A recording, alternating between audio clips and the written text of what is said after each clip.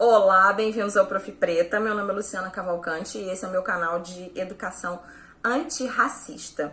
O assunto de hoje é discriminação religiosa. Eu não ia falar desse assunto tão cedo, mas esse foi um pedido especial da minha sobrinha Rafaela. Esse vídeo é pra você, meu bem. Em momento, da polêmica que está sendo feita em cima de imagens do atual presidente da República participando de diferentes formas de culto.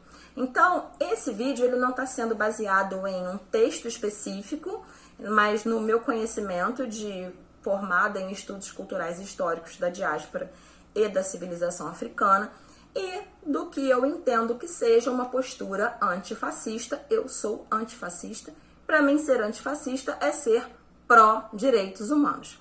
E dentro dos direitos humanos está a liberdade de culto, a liberdade de preservação do corpo, a liberdade de cidadania, a liberdade sobre a sua sexualidade, né? Então eu trago esse assunto assim muito a título de bate-papo, apesar de que se alguém se interessar em se aprofundar, eu tenho indicações de textos e de especialistas para falar sobre isso. Para falar de discriminação religiosa, eu tenho que voltar lá no Brasil colônia. O Brasil foi descolonizado, mas ele não foi decolonizado. Isso significa que ele deixa de ser colônia de Portugal, mas nós continuamos seguindo a mesma estrutura colonial.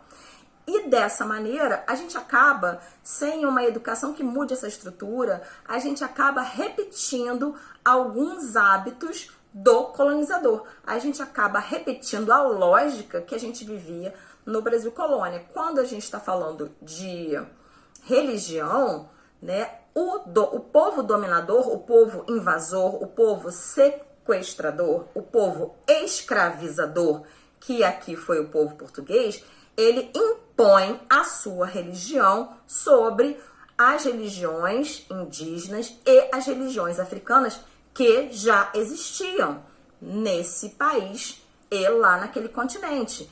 E interpretam toda forma divergente de religião, toda forma diferente, aliás, como uma forma divergente, transformando ele no inimigo que só existe dentro da lógica da religiosidade cristã. O cristianismo não funciona sem um mal, que é o seu opositor, sem o seu inimigo. E o inimigo se torna tudo aquilo que é diferente. Logo, todas as religiosidades indígenas e africanas, elas são imediatamente demonizadas. Elas se transformam num demônio que muitos desses povos nem conseguiam compreender que concepção era essa. Isso é a base da discriminação religiosa brasileira. Eu era adulta quando eu descobri que o Brasil não é um país cristão. O Brasil é um país laico. Minha cabeça fez... Como assim o Brasil não é católico? Para mim, o Brasil era católico e permitia as outras religiões. Porque a gente repete a estrutura colonial que entende, interpreta, a religião católica, porque na época do Brasil colônia só existia catolicismo, gente? Ser católico era sinônimo de ser cristão. Mas a gente interpreta o catolicismo e outras formas de cristianismo como permitidas, como benevolentes, como oficiais. E outras formas de culto a gente continua com o nosso olhar xenofóbico, com o nosso olhar preconceituoso do povo dominador. Então, quando eu vejo circular uma imagem do atual presidente em diferentes formas de culto, primeiro tentando atribuir a isso algum tipo de corrupção, olha, ele sendo batizado como evangélico, aí depois ele tá no catolicismo, depois ele tá na maçonaria. Eu vejo o meu colonizador fazendo isso com os meus antepassados ou com os povos originários. É a mesma coisa. Aquilo que eu não entendo torna-se o mal, o oposto, Os símbolos da maçonaria não são compreensíveis para mim. Eu não consigo percebê-los. Mas como educadora e como antirracista, e como antifascista, e como pró-direitos humanos, eu entendo que existem múltiplas verdades, existem múltiplas religiões, e que cada uma parece boa para quem aderiu a elas. Mas antes de defender qual é a certa e qual é a errada, algo que eu pretendo nunca fazer na minha vida, eu defendo que cada pessoa, cada cidadão desse país continue tendo o direito de frequentar qualquer religiosidade sem ser criminalizado. Aquele que não sabe pode aprender com o conhecimento. Os símbolos da maçonaria, que podem me parecer muito estranhos porque eu não conheço, eles vão deixar de ser estranhos se eu conhecê-los. Da mesma forma que Umbanda e Candomblé, para mim, criada por mãe católica e pai ateu, eram muito estranhos e com o conhecimento, hoje eu entendo aquela prática. Aquele que não sabe pode aprender com conhecimento é um provérbio dos símbolos Adinkra. Esse aqui, ó. Chamado Kederê. E se eu não me engano, na Bíblia também tem alguma coisa dizendo, tipo, a tudo buscar e retende o que é bom, a tudo conheça e retém o que é bom. É uma parte bíblica que eu acho muito interessante.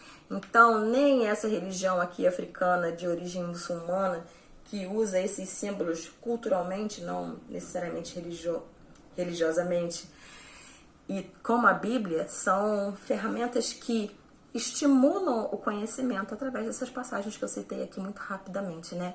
Nenhuma religião deve dizer não escute, não fale, porque aí a gente chega no fanatismo. E o fanatismo não deu certo em lugar nenhum do mundo. Até 1958, o candomblé era proibido no Brasil. Era uma religião ancestral, era uma religião importantíssima dentro da situação da diáspora africana, né, no Brasil. E só através da pressão popular, Getúlio Vargas permite que essa religião deixe de ser crime. 1958 é muito pouco tempo histórico, gente. Minha avó já estava viva, minha mãe já estava viva. E por conta de Dona Eugênia Ana dos Santos, a mãe Aninha, né, que consegue chegar ao presidente, o candomblé deixa de ser crime. O candomblé que é fundamental para qualquer pessoa que queira trabalhar e compreender a africanidade. Porque se não fosse o culto religioso, a gente não tinha a medicina tradicional africana. E os africanos, os escravizados e os seus descendentes, os negros e pardos, eles não tinham acesso à saúde pública. A saúde pública era o conhecimento da medicina tradicional. É por conta das manifestações religiosas que se encontram apesar da situação de escravidão, que persistem apesar de ser crime, que existe a musicalidade, que existem as comidas tradicionais, a feijoada, o acarajé, o abará, o vatapá, o bobó de camarão, né, que são comidas que vêm das tradições religiosas, os instrumentos musicais que vão dar origem ao samba, o ritmo número 1 da cultura brasileira. Então, é preciso se desfazer do preconceito da xenofobia colonial e compreender a importância histórica dessas manifestações religiosas. E enquanto professora antirracista, eu não posso concordar que seja uma boa tática promover o preconceito com símbolos religiosos que são estranhos para mim. Por motivo nenhum. Religião não faz caráter. Os problemas do atual presidente não estão relacionados à religião dele, seja A, B ou C, ou o fato dele ter pulado em religião A, B ou C. Os problemas do atual governo estão claros. Os problemas deste candidato, né, nós estamos aqui no segundo turno, eles estão claros e eles estão no âmbito do incentivo à cultura, do apoio à educação, né, de não governar para as minorias, ele governa para uma elite. E aí a gente já vai fugir do assunto do vídeo, que é quando eu promovo o estranhamento a símbolos que eu não conheço, eu repito o pensamento colonial. Eu estou usando a lógica do opressor. E quando a educação não é libertadora, o sonho do oprimido é ser o opressor. Já disse o Paulo Freire. E nós, num país racista, misógino, machista, devemos sempre vigiar as nossas atitudes. Porque senão a gente reforça a lógica que a gente tenta tanto combater. Então é isso. Espero que vocês tenham gostado. Comenta aí, curta, compartilha se você acha importante para alguém ou discorda também, mas vamos sempre manter o diálogo. Até a próxima.